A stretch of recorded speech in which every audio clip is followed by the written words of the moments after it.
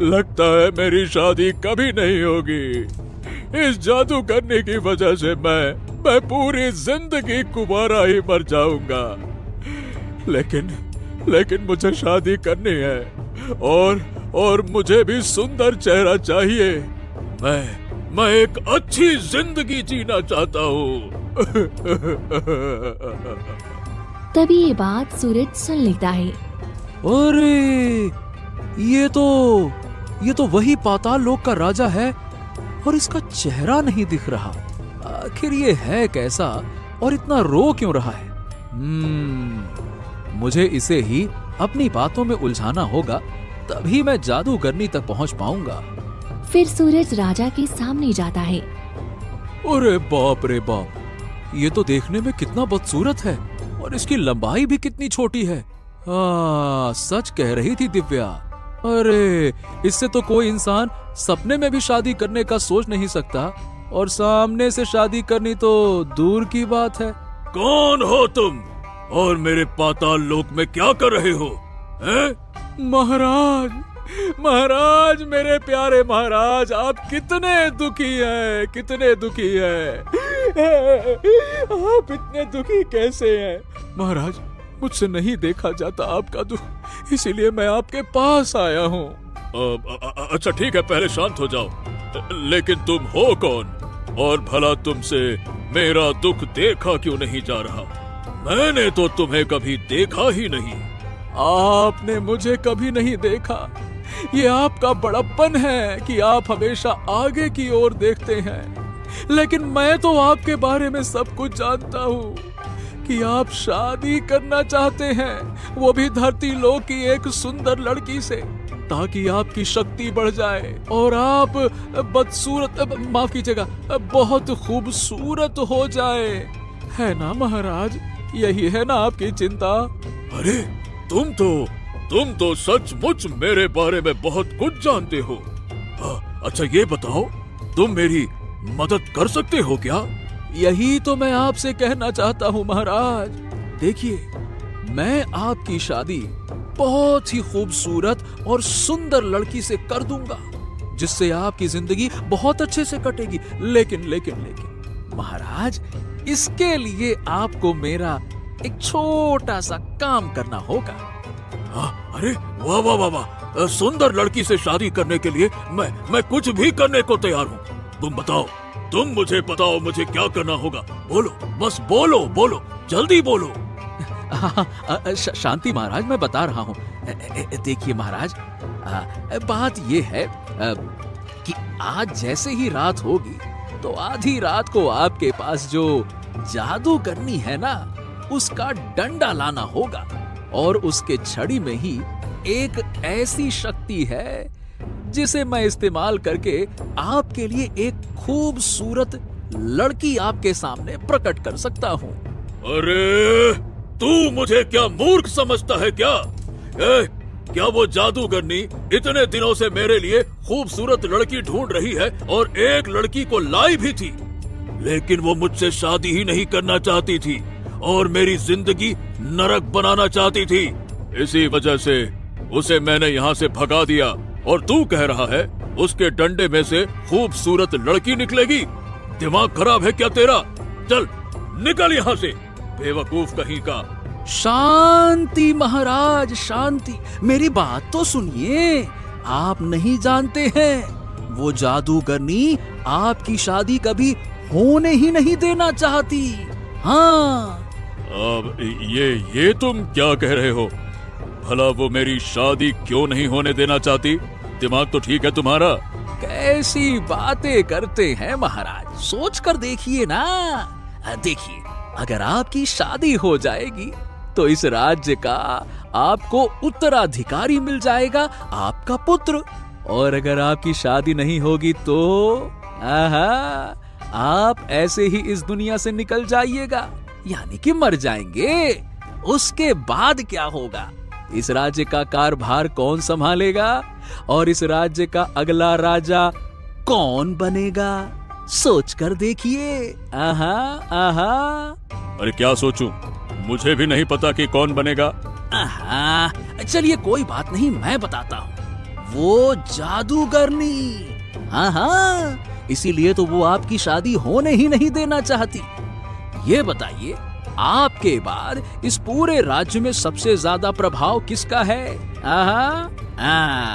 जादूगरनी का। आप जैसे ही मरेंगे वो आपके वंश को इस राज्य का राजा बनाएगी।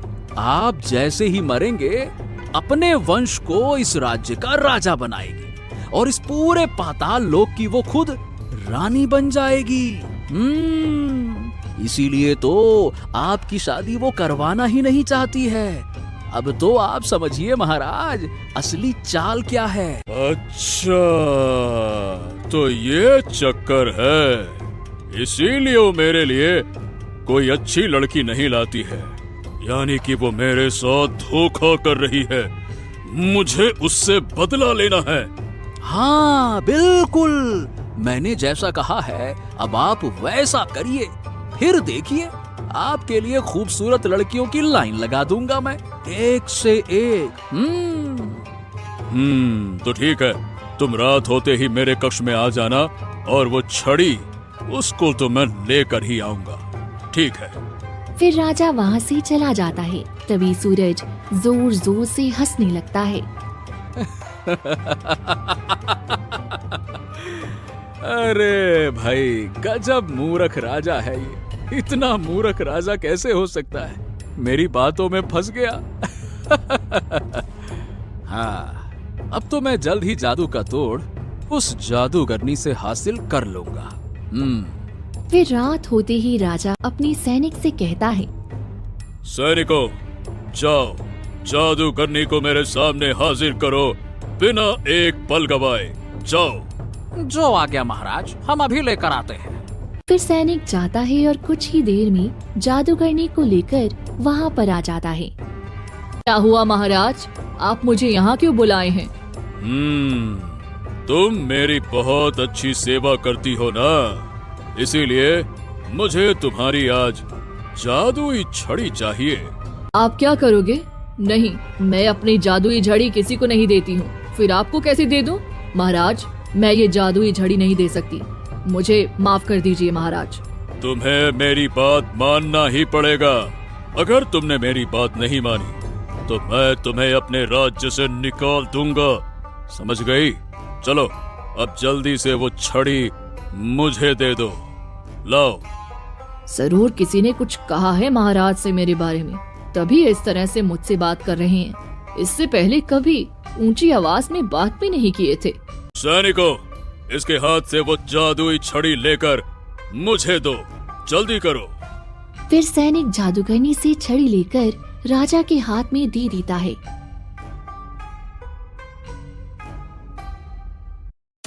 कहाँ गया मेरा दूत?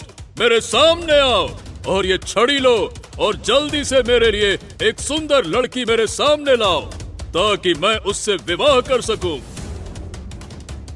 ये आप क्या कर रहे हो महाराज? किसको बुला रहे हैं और किसको मेरी जादुई छड़ी दे रहे हो? ऐसा मत करिए, इस छड़ी में मेरे प्राण बसते हैं। अगर आपने किसी गलत हाथों में दे दिए तो शायद मैं मर जाऊंगी। ऐसा मत करिए। तभी सूरज सामने आ जाता है। हाँ हाँ हाँ महाराज, क्यों नहीं, मैं बहुत ही खूबसूरत लड़की लेकर आऊंगा। बस आप मुझको ये छड़ी दे दीजिए। लाइए महाराज, लाइए। फिर राजा वो छड़ी लेकर सूरज को हाथ में दे देता है।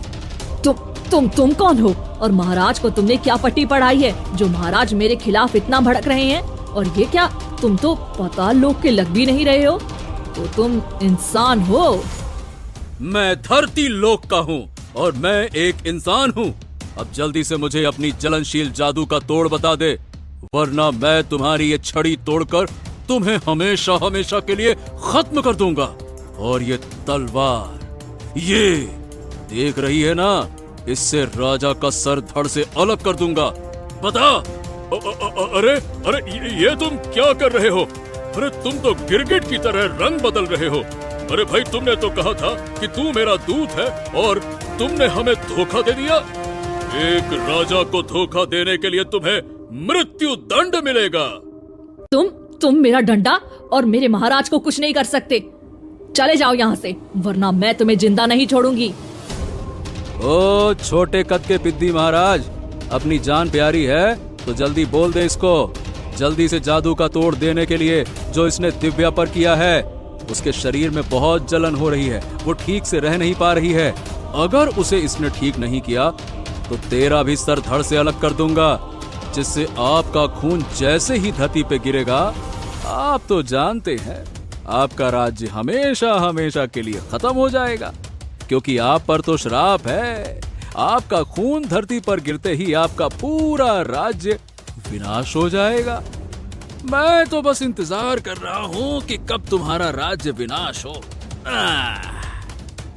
तुम्हें ये बात किसने बताया है? अरे रे रे रे रे, तुम क्या सोचती हो कि तुम ही जादू करना जानती हो? मेरी माँ की गुरु माँ ने बताया, और मैं इसे साबित भी कर सकता हूँ कि मेरी गुरु माँ ने सच बोला है। जल्दी से बताओ। अरे सोच क्या रही हो? जल्दी से उस जादू का तोड़ दे दो, वरना मैं मर जाऊंगा। मैं मरना नहीं चाहता, मैं शादी करना चाहता हूँ, वो भी सुंदर लड़की से। मैं कहाँ फंस गया?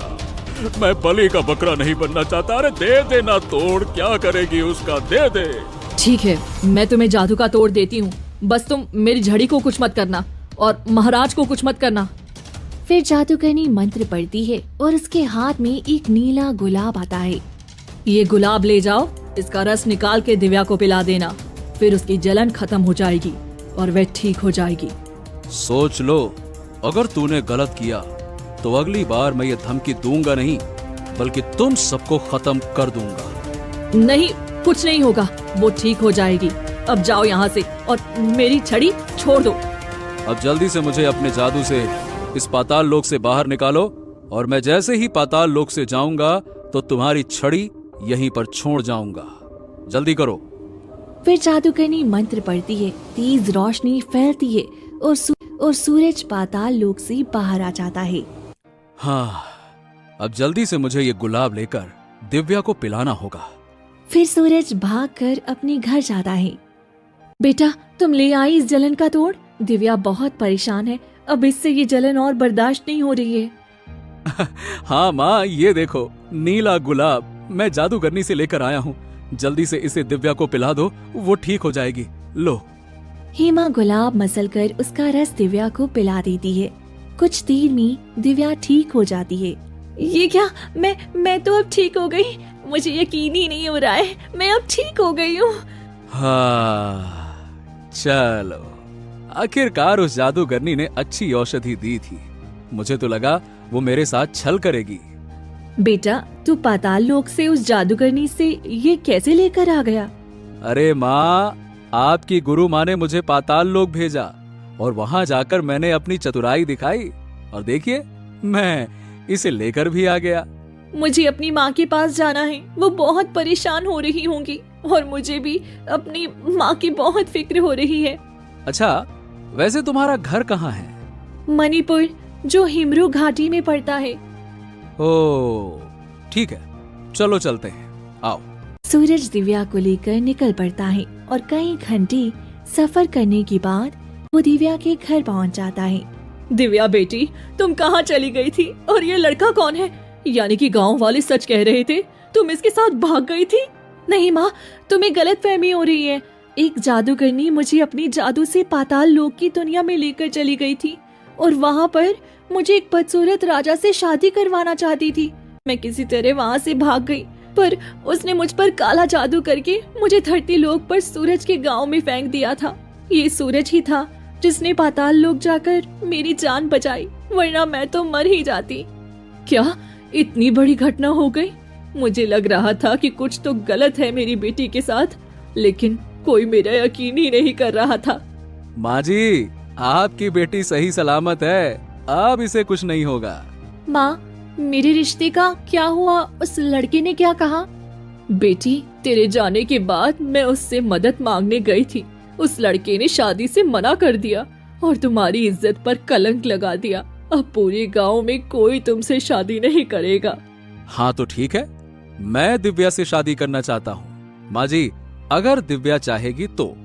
क्या क्या तुम मुझसे शादी करोगे? लेकिन पूरे गांव की नजरों में मैं बदनाम हो चुकी हूँ।